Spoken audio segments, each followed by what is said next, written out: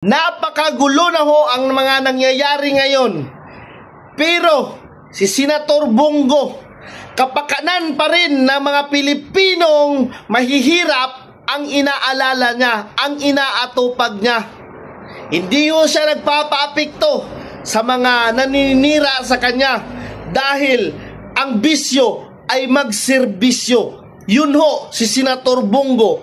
Mayroon tayong isinulong na halfway house.